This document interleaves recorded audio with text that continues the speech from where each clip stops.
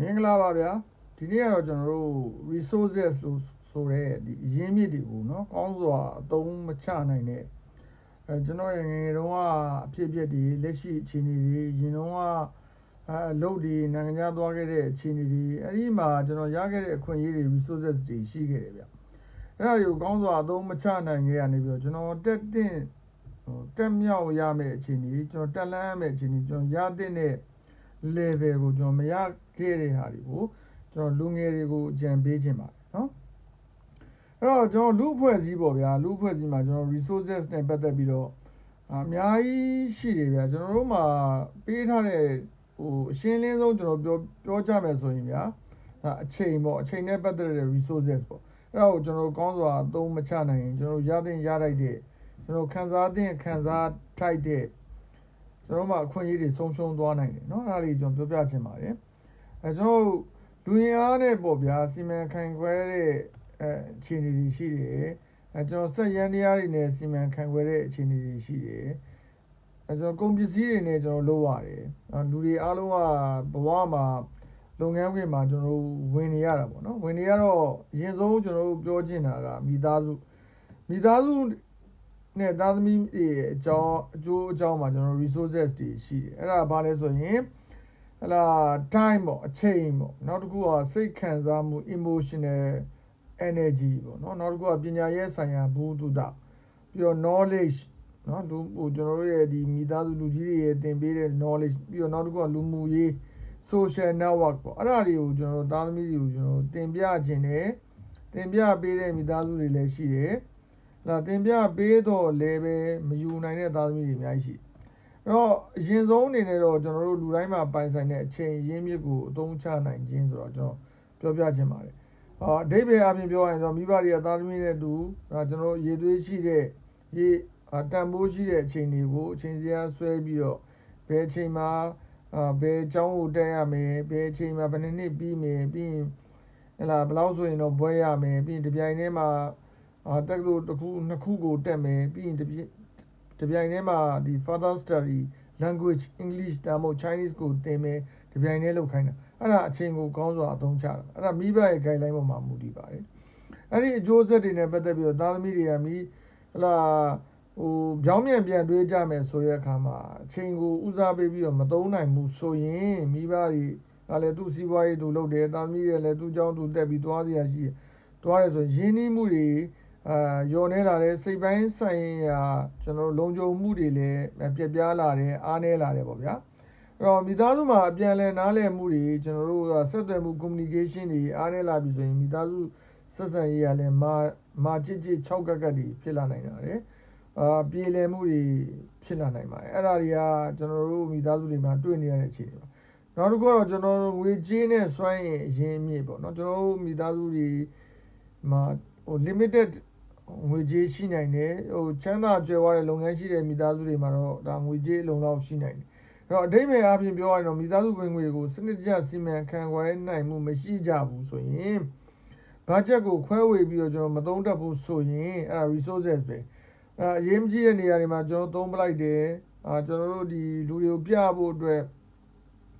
ဝယ်စားတွေဝယ်တယ်အခြားမလို့လားတဲ့ physical တွေကိုဝယ်မယ်ရင်းနှီးမြှုပ်နှံနိုင်မှုတွေမလုပ်ဘူးဆိုရင်မိသားစုစွမ်းအင်ဒီအားနည်းလာပြီးတော့ငွေကြေးအားနည်းလာရင်စွမ်းအင်လည်းအားနည်းလာမယ်အဲ့ဒီကနေပြီးတော့အသေးအဖွဲကနေပြီးပြဿနာကြီးကြီးမားမားတွေဖြစ်လာနိုင်တယ်အချိန်ကုန်သွားတယ်စိတ်ပူပန်မှုတွေဖြစ်လာနိုင်ပါတယ်အဲ့တော့အဲ့ဒီအကျိုးဆက်ကဘာဖြစ်လာမလဲဆိုတော့ပညာရေးကျန်းမာရေးသားသမီးတွေပညာရေးလူကြီးတွေကျန်းမာရေးရေရှည်ရင်းနှီးမြှုပ်နှံမှုမလုပ်နိုင်တော့တဲ့အတွက်နောင်လာမဲ့အခွင့်အလမ်းတွေဆုံးရှုံးစေပါတယ်တဲ့နောက်တစ်ခုကစိတ်ဖိစီးမှုတွေများလာတာပေါ့နော်ဒါငွေကြေးမပြည့်စုံတော့သားသမီးတွေပညာရေးကျန်းမာရေးမကောင်းတဲ့အခါကျတော့ကျွန်တော်တို့အငင်းပွားမှုတွေသူ့ကြောင့်ငါးကြောင့်ပေါ့ဗျာမိသားစုတွင်ရန်ဖြစ်တဲ့ပြဿနာတွေဖြစ်လာနိုင်ပါတယ်ဒါတော်တော်အရေးကြီးတယ်နော်ကျွန်တော်တို့အချိန်နဲ့ငွေကြေးကိုကောင်းစွာအသုံးချတဲ့ resources ကိုပြောပြတာဖြစ်ပါတယ်နောက်တစ်ခုကတော့ organization တွေပေါ့နော်ကျွန်တော်တို့ရဲ့လုပ်ငန်းခွင်အရင်းမြစ်ပေါ့ကျွန်တော်ရဲ့အဖွဲ့အစည်းထဲမှာဆိုလို့ရှိရင်လုပ်ငန်းခွင်အရင်းမြစ်မှာလူသားအရင်းမြစ်ကအရေးကြီးတယ် human capital လို့ခေါ်တယ် human resource လို့သုံးသလိုပဲ human capital လို့ကျွန်တော်သုံးနေပါတယ်ပြီးတော့အဲ့ဒီမှာကျွန်တော်ငွေကြေးဘဏ္ဍာရေးပေါ့ဗျာ financial နည်းပညာ technology ဒါတွေနဲ့ပတ်သက်ပြီးတော့ အချိန်လုပ်ငန်းစဉ်တိုင်းနဲ့ progress စတာတွေကိုကျွန်တော်အရင်းမြစ်တွေကိုကောင်းကောင်းအသုံးချနိုင်ဖို့ကိုဆိုလိုတာဖြစ်ပါတယ်နော်နံပါတ်1အနေနဲ့ကာကြီးပေါ့ဗျာနော်အဲ့တော့လူသားရင်းမြစ်ကိုအသုံးချနိုင်ခြင်းပေါ့ utilization human capital ကိုကျွန်တော်အသုံးချမယ်အဲ့တော့အဓိပ္ပာယ်အပြင်ပြောရမယ်ဆိုလို့ရှိရင်တော့ဝန်ထမ်းတို့ရဲ့ကျွမ်းကျင်မှု skill တွေနော်ဝန်ထမ်းတွေရဲ့ကျွမ်းကျင်တဲ့ skill တွေပြီးတော့ကျွန်တော်တို့ရဲ့အတွေ့အကြုံတွေဝန်ထမ်းတွေရဲ့အတွေ့အကြုံတွေသို့မဟုတ်ဖန်တီးနိုင်စွမ်းတွေပြီးတော့သူ့ရဲ့ talents တွေ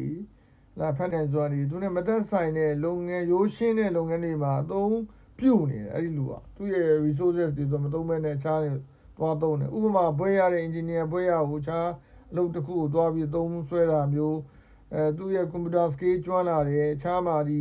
accounting လုပ်လာတယ် store warehouse လုပ်လာတယ်အဲ့ဒါကျွန်တော်မသုံးနိုင်လိုက်ဘူးပေါ့အဲ့ဒါဆိုကျွန်တော် waste ဖြစ်သွားတာကို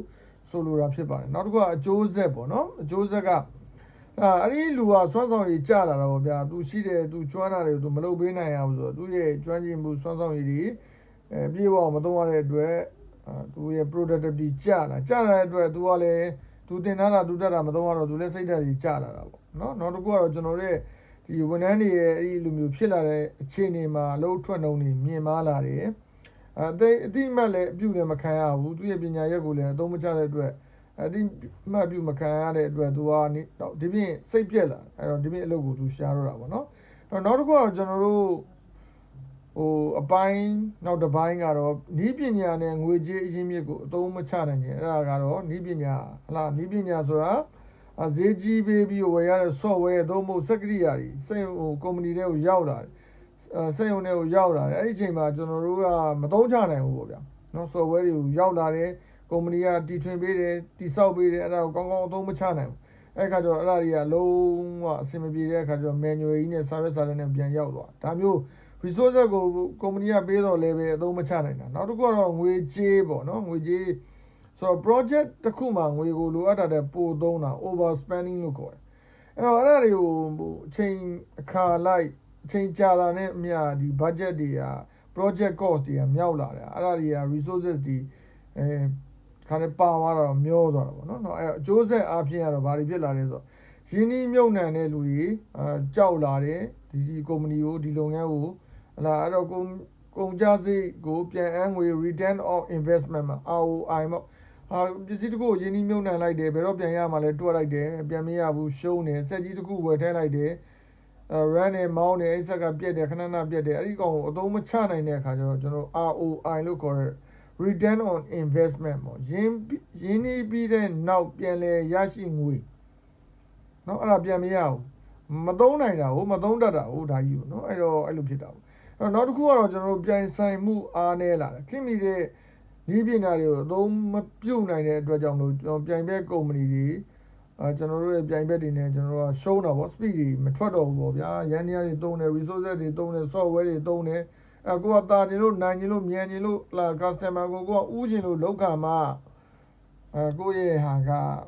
မသုံးတော့မရဘူးresources ကိုကောင်းအောင်မသုံးအသုံးမချနိုင်တော့အဲ့လိုပြဿနာတွေဖြစ်တယ်เนาะအဲ့ဒါတစ်ပိုင်းပေါ့ဗျာနောက်တစ်ပိုင်းကတော့ကျွန်တော်မိသားစုရေးရာမှာဥပမာဖခင်ဖြစ်သူကငွေကြေးဆိုင်ရာစီးပွားရေးဆိုင်ရာမှာအောင်မြင်နေတယ်သားသမီးတွေကပြောချင်တော့လည်းပဲလက်မခံတာမျိုးနားမထောင်တာမျိုးတွေရှိနိုင်တယ်ဒါမျိုးတွေပြီးတော့လုပ်ငန်းဆိုင်ရာမှာလည်းလုပ်ငန်းအတွေ့အကြုံရှိတဲ့လူတွေနိုင်ငံခြားကအတွေ့အကြုံရှိတဲ့လူတွေပြန်လာတယ်ပြီးတော့ဒီတင်နန်းတွေတက်ထားတယ်ဝါသနာပါတဲ့လုပ်ငန်းတွေကိုစ조사လေ့လာထားတဲ့လူတွေဒါလုပ်ငန်းခွင်တွေမှာရှိတယ်ပြီးတော့လုပ်ငန်းကိုစိတ်ဝင်စားနဲ့စ조사အကောင့်ထဲပေါ်ပြီးတော့အဲ့လူက level တစ်ခုကိုရောက်နေအဲ့ဒါကိုကျွန်တော်မမြင်ကြတာမသိကြဘူးမိသားစုထဲမှာလည်းရှိနိုင်တယ်လို့လုပ်ငန်းခွင်ထဲမှာလည်းရှိနေအဲ့ဒီလူတွေရဲ့ကျွန်တော်တို့ရဲ့ resources ပေါ့နော်သူရဲ့ဉာဏ်ပညာတွေအသိပညာတွေအတတ်ပညာတွေအသုံးမချနိုင်တဲ့အခြေအနေမှာဘာတွေဖြစ်သွားမလဲဆိုတော့နောက်တစ်ပိုင်းမှာကျွန်တော်ဆက်လက်တင်ပြချင်ပါတယ်ဗျကျေးဇူးတင်ပါတယ် thank you ပါ